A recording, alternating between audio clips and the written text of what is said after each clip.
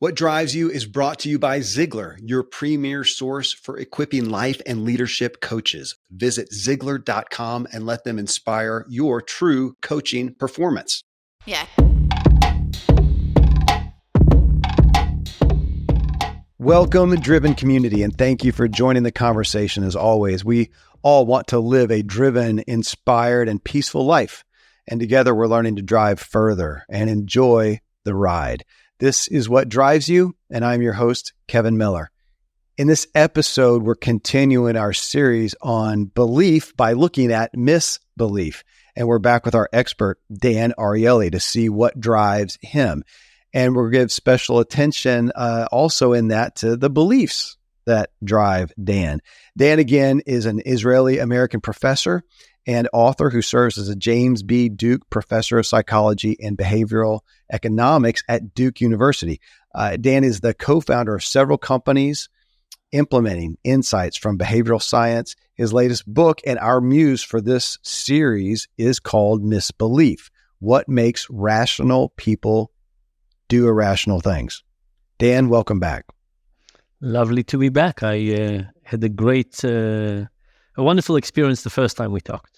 Well, likewise, and I'm so grateful that you came back for this one. I enjoy this so much because it gets to the root of you and gives more context to the message that you're bringing us in your books and in what you do overall.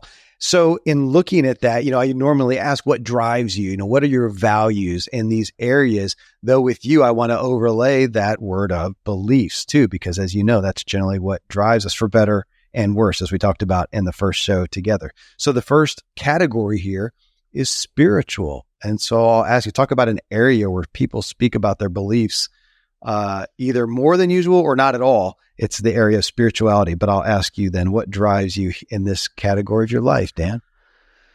So I think that's the thing that drives me the most, and I'll put the spirituality question next, is the idea that we can do much better, right? So I look at the question of where we are in terms of how much we manage our sleep and money and health and relationship and hate and the environment and politics. And I look at all of these things and I ask myself, could we do better? Could we do better?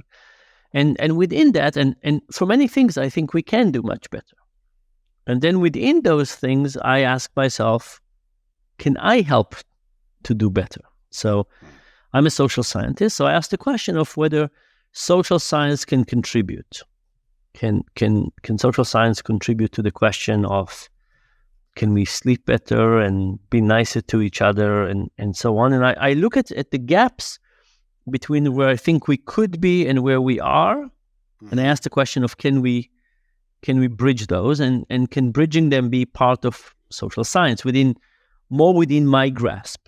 So, the analogy is for each person, I think, to ask themselves, like, what can I do to reduce that gap, whether it's in my own life, the life of the people close to me, society in general, and so on. And this is why, for example, whenever anybody from a government asks me to do something, I always help. Why? Because governments, whatever they do, they can influence lots of people.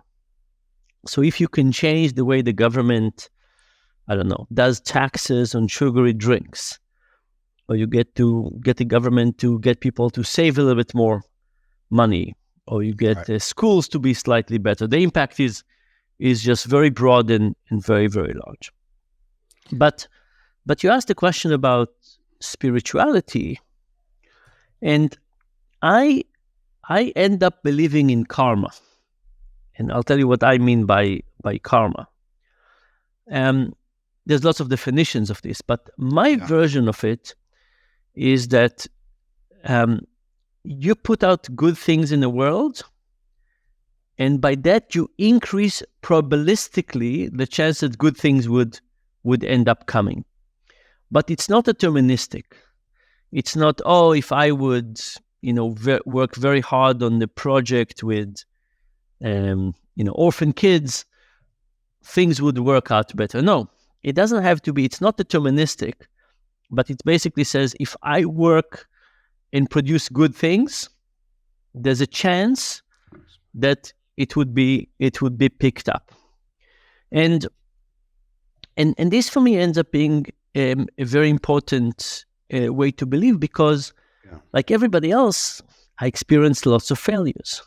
Yeah. So I'll give you an example. During COVID, for example, I don't know if you remember, but there was a dramatic increase in domestic violence.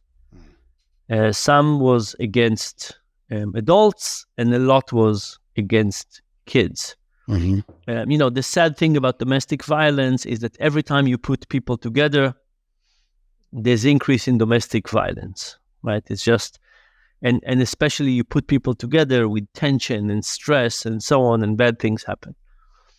And I worked very hard to create a program that would decrease violence against kids. It was a program that a kid had a little avatar. They would have a discussion, and we would slowly understand how they're doing in terms of sleep and stress and food and shouting and violence and so on. And then we could dispatch some help if needed. Eventually, we couldn't get that program to be adopted. And it wasn't because it was not a good program. It was because the authorities were very afraid that they would find out how many kids needed help, and they would be unable to help all of them. Wow. So it has to do with the legal issues of what do you do when you have information and you can't act on it. So they didn't want to know.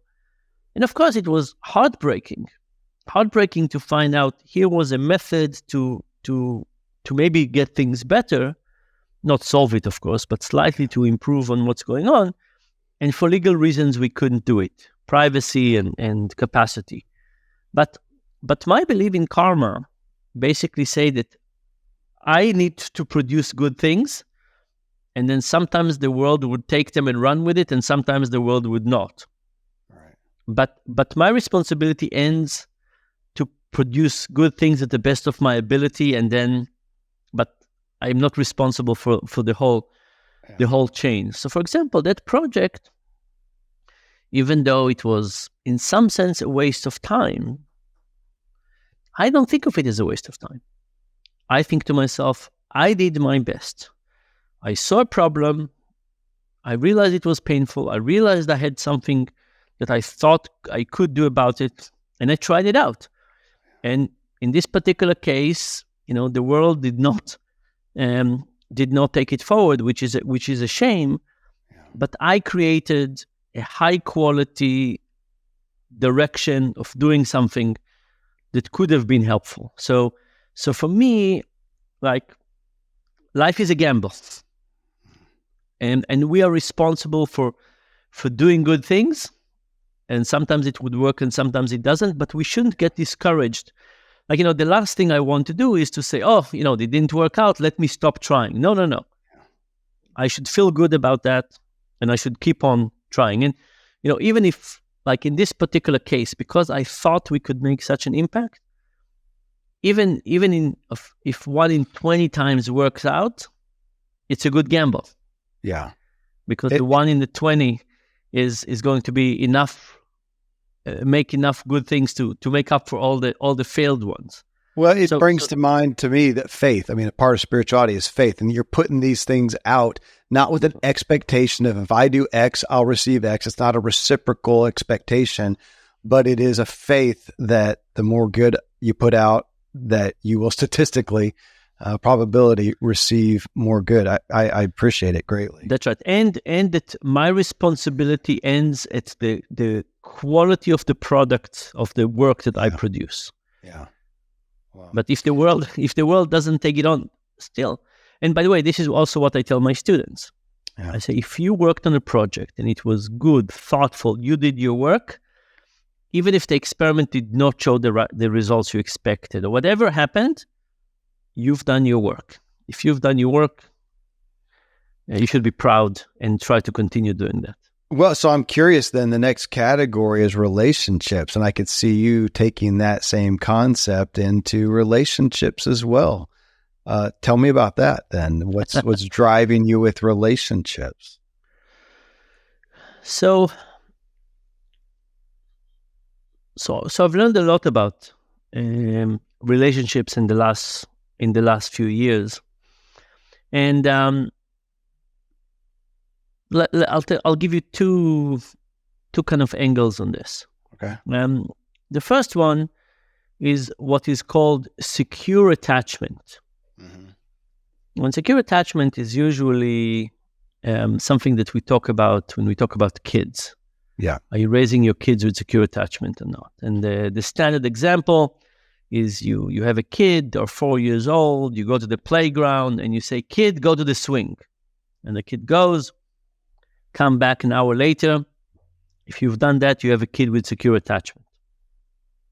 On the other hand, if the kid goes to the swing and looks behind your shoulder every 90 seconds to see if you're still there, you're not so successful.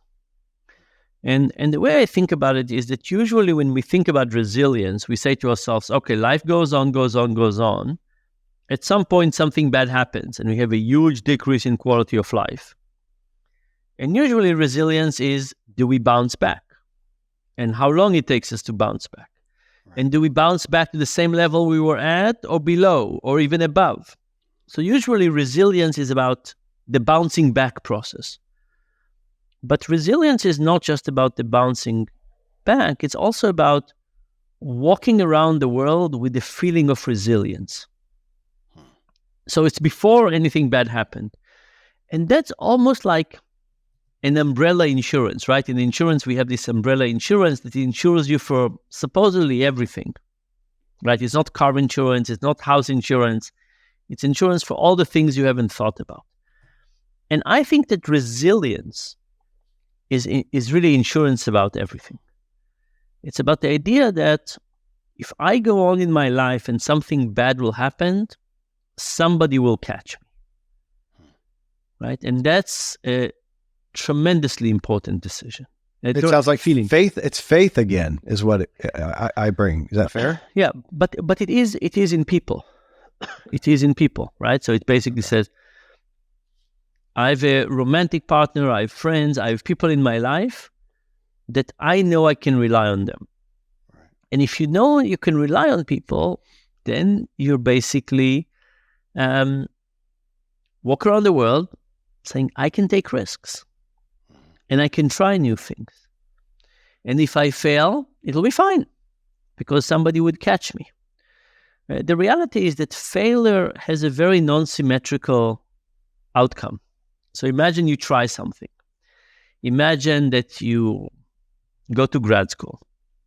If you success, that's great. But if you fail, could you really pick up after that? All of a sudden you're in debt from grad school and you have no job. So sometimes the downside kills us, right? Like we start a new business. If we're successful, great. But if we lose all the money and we get into debt, there's a terrible spiral that goes down.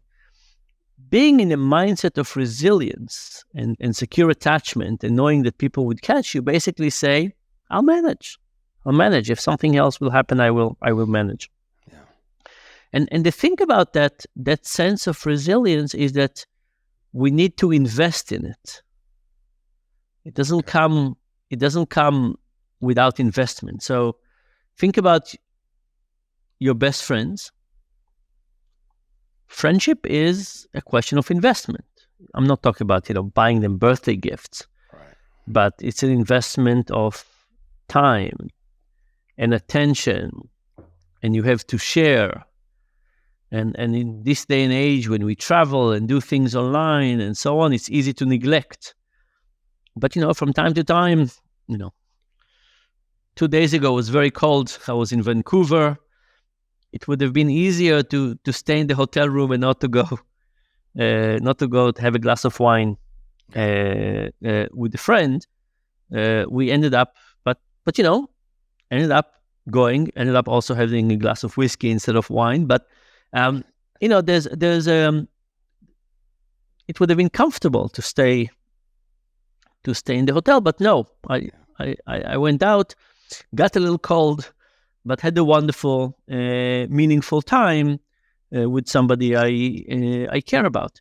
So, and resilience also in relationship. Right? How do we make sure that the person, a romantic relationship, that the person that is with us knows that we will be there to support them? And how do we know that they will support us? It's so easy to bicker. Why did you put your shirt here, or the cup here, or the bathroom? Like, the seat. I never understand the seat of a toilet. What's the issue? But the feeling of being supported. Yeah. I always suspect that people have good intentions. Like when one of my good friends or a romantic partner does anything, my first suspicion is that they had good intentions, right? Even and that mindset.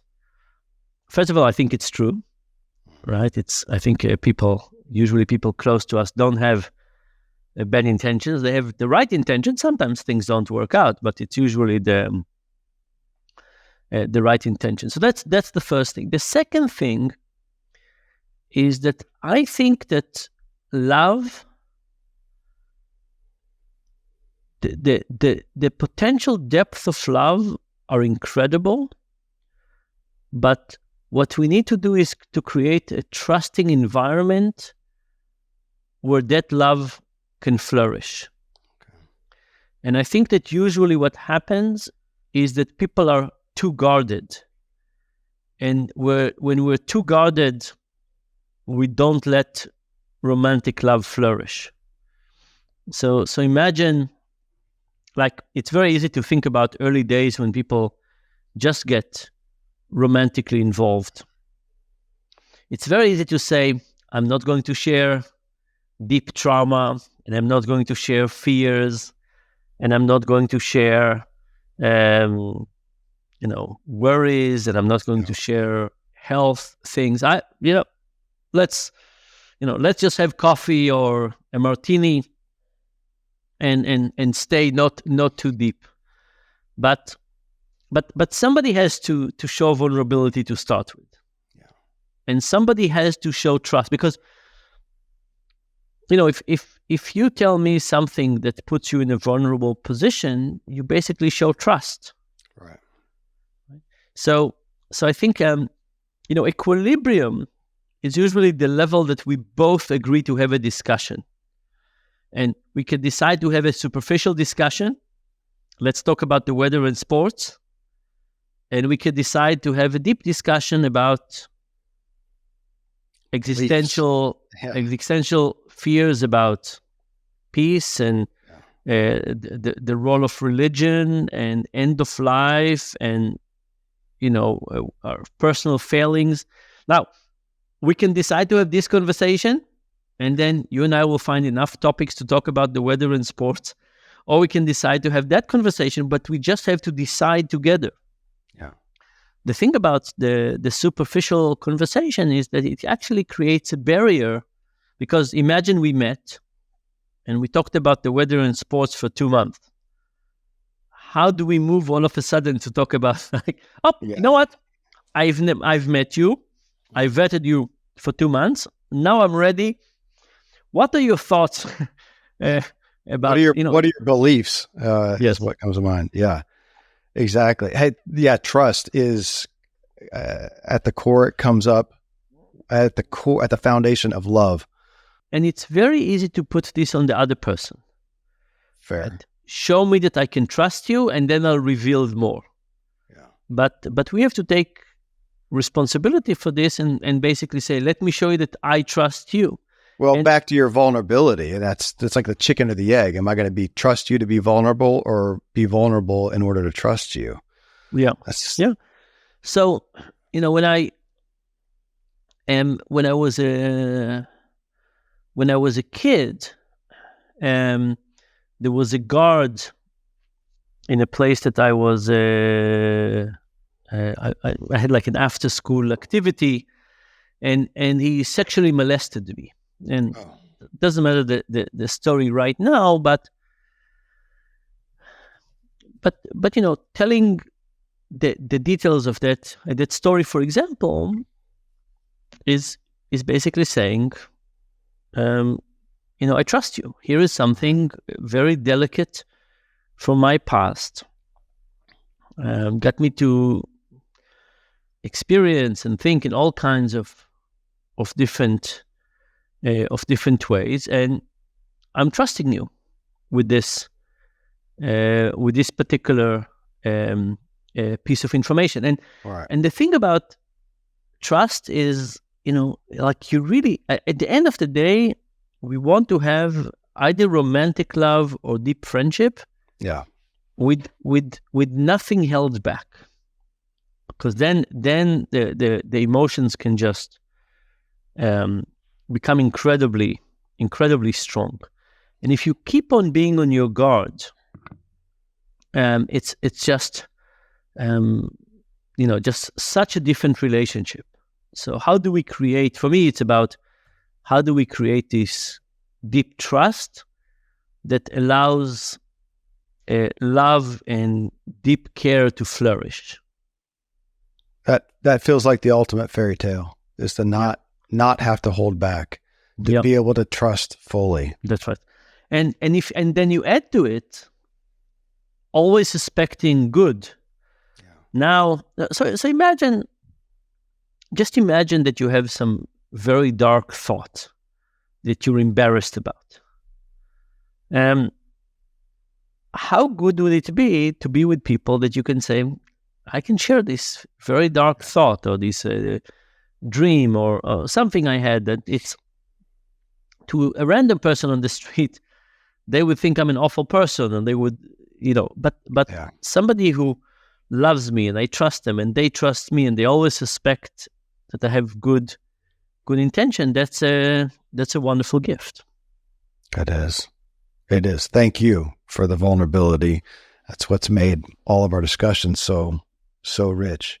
Dan, tell me about health and wellness. What is driving you in your personal upkeep of yourself? I am not so good in this. So, after I wrote, so I've always been busy. I always had a feeling of a mission, that the world can be a better place. And I felt that as a social scientist, I know some secrets to human behavior that I need to be out there. So I always had a sense of urgency that there's too many things that are not going in the right direction, and social science has something to say about that.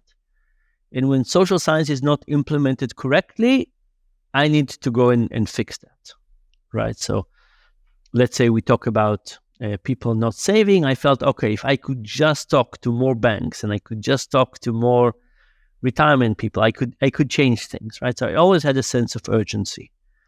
When I wrote my first book, Predictably Irrational, this was 2008, a while ago, lots more people asked me for advice and help and so on. And at that period, I became very, very busy. And at that point, I felt that exercising, for example, was not a good use of time. Okay. Like I would say, I can go and run for half an hour, or I could answer 6 emails and give people some feedback. And it just felt like, then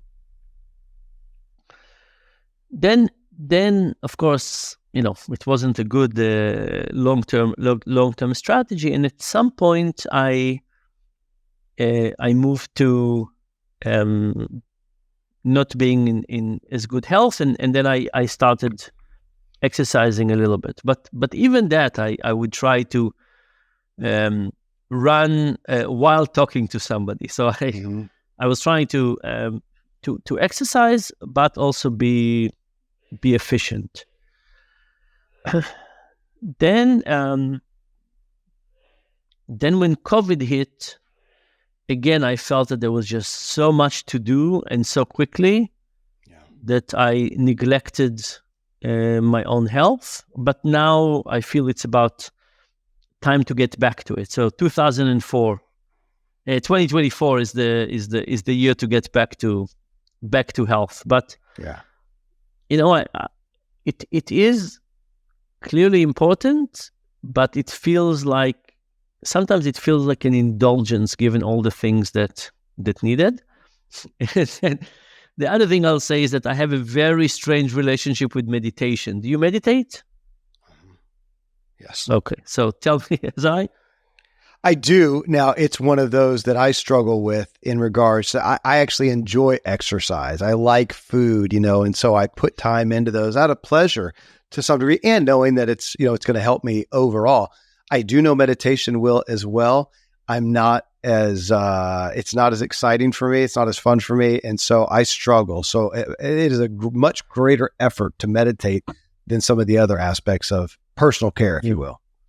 Yeah. So I try to meditate once in a while. And usually what happens is that all my to-dos come to mind. Yes, absolutely. I agree. Yeah.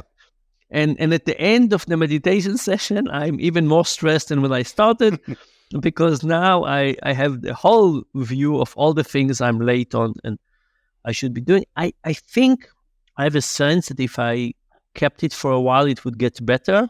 Yeah. But usually the single experience of trying to meditate leaves me so stressed.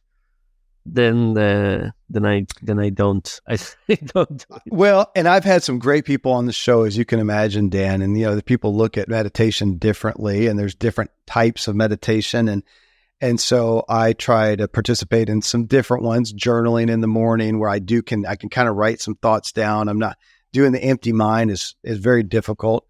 But even exercise for me is a way I can kind of drown out some of the thoughts and just be in an empty space. But, back to the aspect of health and wellness.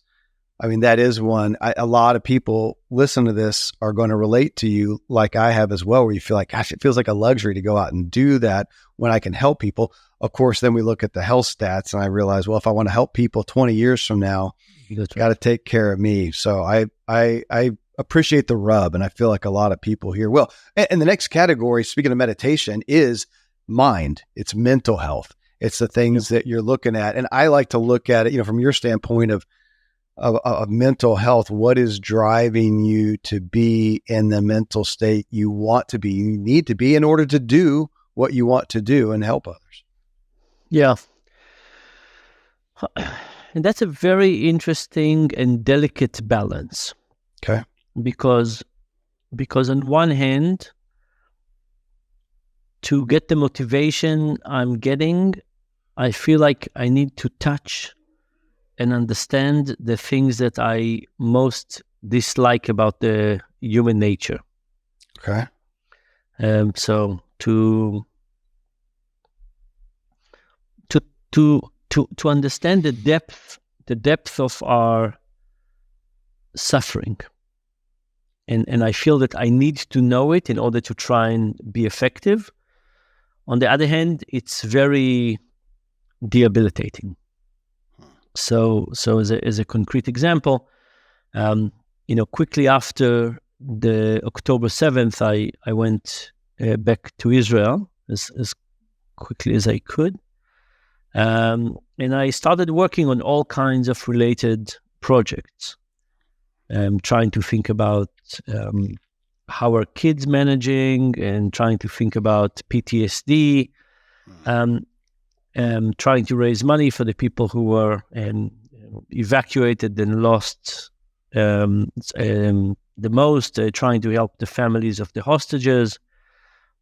And then I started helping a few of the communities that were lost the most, in terms of people being murdered and tortured and hostages. And I try to help them understand what to do next. Right? So these are people that wherever they lived is no longer viable.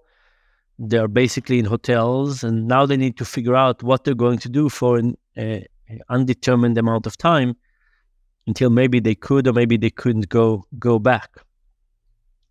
And I met with people individually, and I met with groups of people, and so on, and to help them figure out what's right for them to do next. I had to get exposed to lots of very, very difficult things. Yeah. I went back to the places where the massacres happened. I tried to understand what was the community before. But that's a challenge, and it's true for everything. It's not just true for that. In the beginning, earlier in the year, just before, like not early in just 6 weeks before that, I was in Brazil in some of the favelas. Favelas are these very, very poor places. There's an NGO that I try to help that are trying to get people out of the favelas. Now you can't help. You can't make suggestions or understand how to do things without understanding that level of poverty. So I went and I saw lots of favelas, and these are very, very tough places. Places where the sewage is open, and the kids are playing sometimes in the sewage, and there's poverty, and there's illness, and there's open wounds, and very, very tough. Tough to see, tough to it. It's very. It captures thoughts and dreams and nightmares, and there's no way not to get deeply into it if you want to try and understand it in order to figure out what can be done to improve. So now, at a certain level, it becomes too much.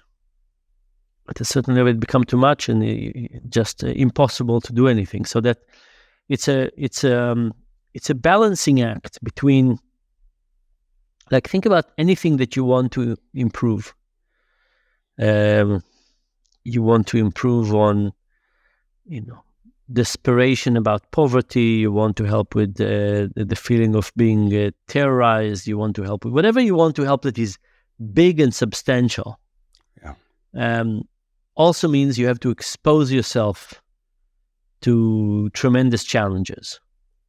And I think the challenge for me is to both get exposed so that I feel I know and understand and feel and have insights about what could be effective. Because the reality is I had to put myself in the, it's very easy to sit here and say, oh, what should we do with the favelas? Say, oh, let's do A, B, and C. Let's improve the schools. But no, only by being there, understanding the way people live and the nuances and so on, you get a beginning sense of what could be done for improving things.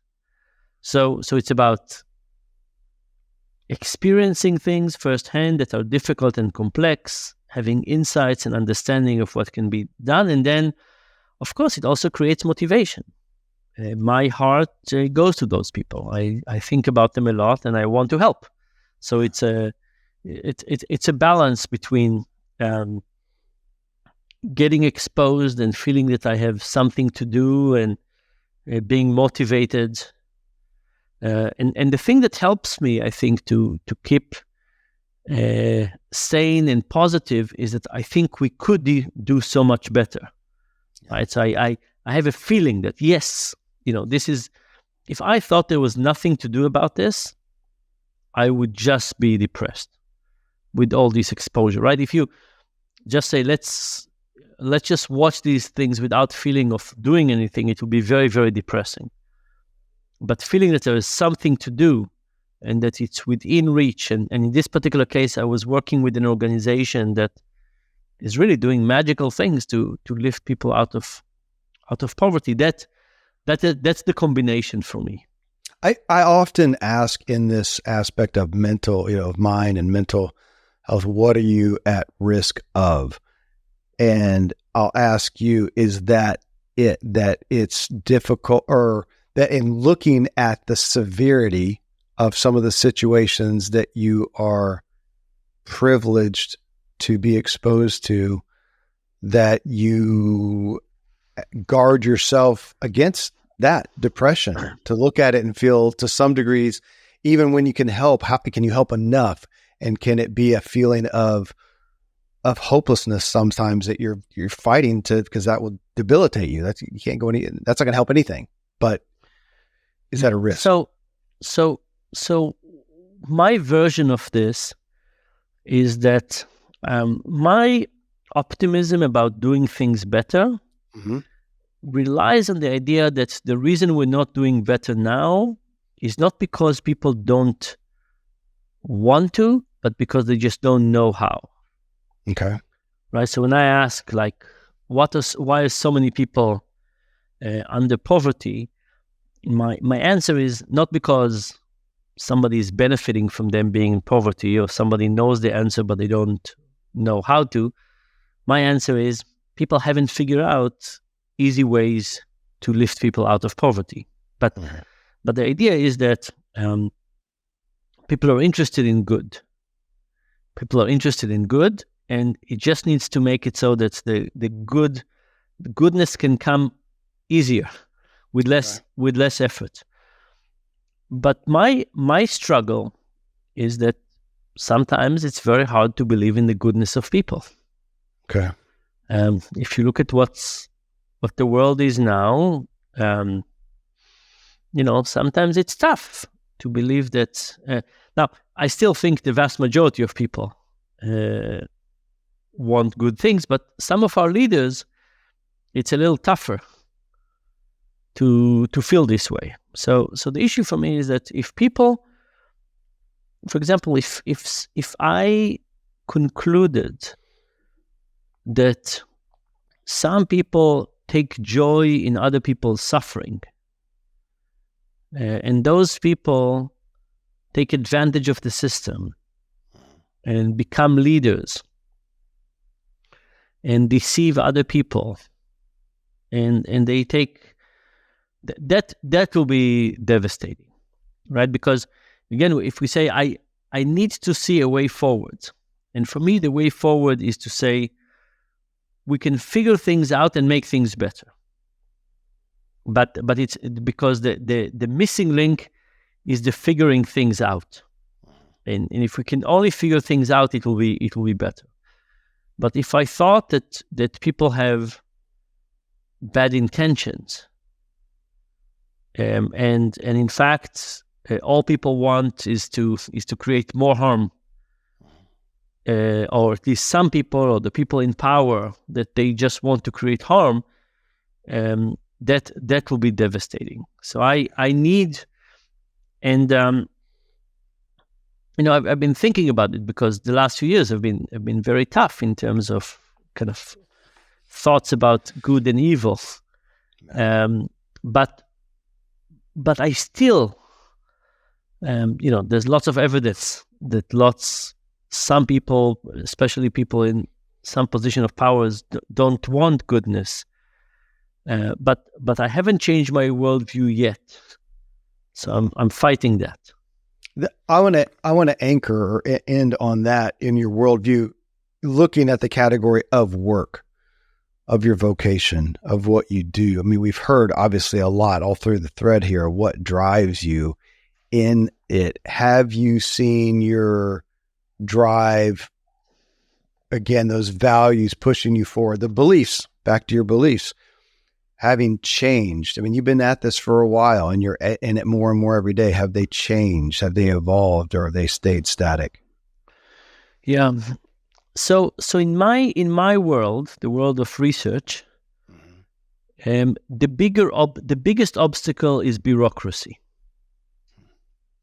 So think about something like privacy, right? There's lots of rules now about privacy, and I think that unintentionally, the rules of privacy are making it impossible to move forward in some ways, right? And all of a sudden, the struggle to move forward is more difficult. Like, imagine I wanted to understand something about health, or I wanted to understand something about financial decision making, Sure. or I wanted to understand something about the spread of misinformation. The rules for privacy are such that, like, we can't make progress in some of those things. So it's not easy to make progress. So and so on. So I think it is more difficult. It is more difficult. I'm not ready to give up, but I think there's something that is disturbing me, which is, let's just talk about fake news. The people who want to push out fake information have an easier and easier time with no restrictions. Mm-hmm. And the people who want to prevent that from happening are having a harder and harder time. Yeah. And that's difficult. That's difficult. I'm not ready to stop, but I would say that if I look at the last 10 years of social science, I think that the fight between trying to figure out how things work and suggest improvements are getting tougher and tougher, whereas the people who want to destroy things have an easier and easier time. But we do need to figure this out. We do need to figure this out, right? At the end of the day, life is about trade-offs, and we need to figure out how to make better trade-offs. Well, friends, thanks for being with us to hear what drives Dan Ariely, what his beliefs are. Boy, so much wealth and richness in the efforts that he's doing to help in his area of the world. And we all have the chance to help in our areas of the world as well. So I hope what you heard there was as inspiring and as equipping for you as it was for me. His book, again, which is it's selling really well, a testimony to the value people are finding in it. And I am as well. And it's called Misbelief. Misbelief. What makes rational people believe irrational things? Again, if you didn't hear our first talk together in the previous episode, I would encourage you to listen to that. This aspect of beliefs continues to be a core foundational issue around what drives us. If you got value from the show, I would greatly appreciate you giving us a rating on Spotify, or a rating and a review on Apple Podcasts. That helps the show get seen and experienced by other people. You can find us on YouTube, where people are watching these whole shows now more and more. And on social media, we put a lot of clips. And you can find me at kevinmiller.co.